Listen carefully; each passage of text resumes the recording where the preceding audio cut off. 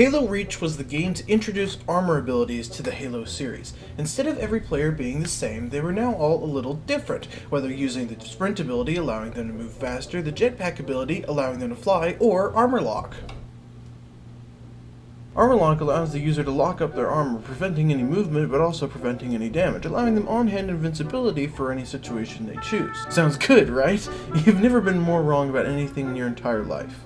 The problem with armor lock is pretty simple. If you aren't able to move, you can't do anything about people getting behind you, getting ready to snipe you, or timing a grenade throw with your armor lock running out. But hey, you try it once, you find out it's bad, and you don't use it again, right? Well, somehow, some people, 14 years after this game release, still like to think armor lock is good!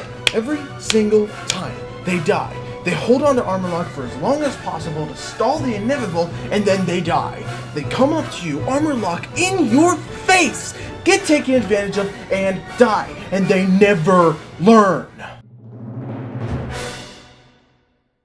So I thought, if we can't reach these people by teaching them through evidence, maybe we can get their smooth brains to understand some propaganda.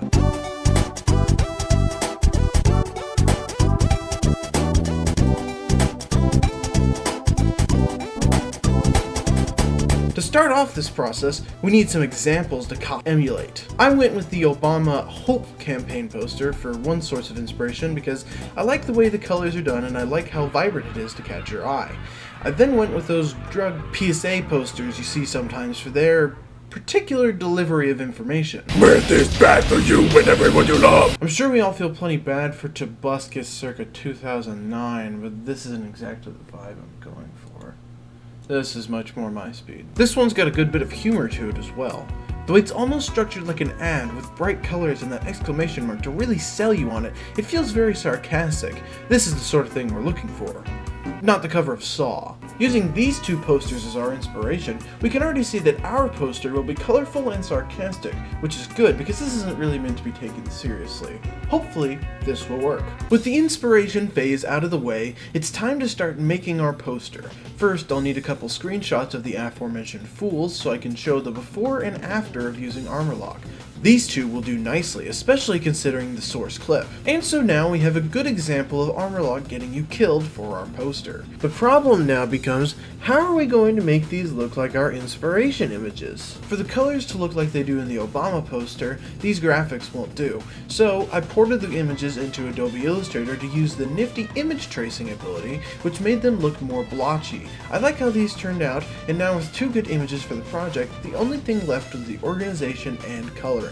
I knew I wanted to have a story per se going down, so to start I put the alive armor locking player in the top left and gave him a green shape to be on top of.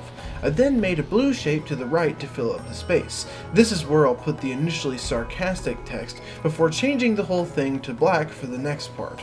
With the player dying, the story goes dark and a little scary to play on fear. You don't want to use armor lock because it will get you killed is the crux of my argument, and I think fear is the best tool to use to push that narrative. Next, I recreated an accurate Halo Reach scoreboard in Photoshop. Did I mention I'm insane? The scoreboard shows you as the worst performing player in the game, circled in red so no one will miss it. For the last part, I wanted to restate my message so it couldn't be misunderstood, and wanted that to stand out a bit as the resolution.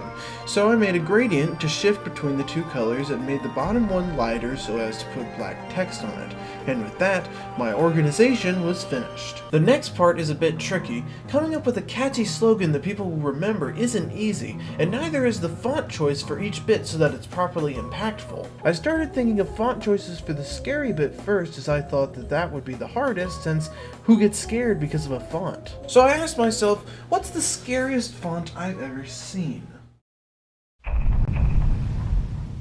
Perfect. A slim sans serif font that doesn't have any tricks necessarily, but is just a bit eerie. Combined with the black background, this was honestly pretty effective.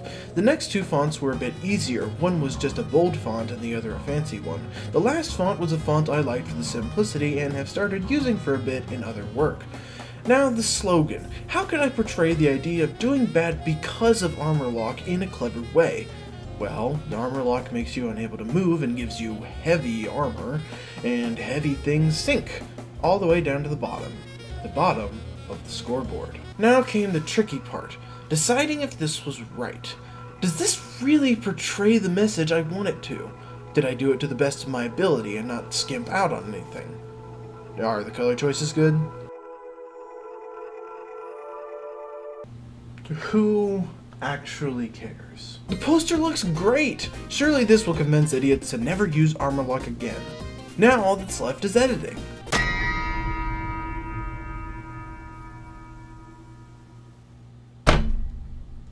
The video is done. And voila! There it is, the final piece, right in the middle of Sword Base.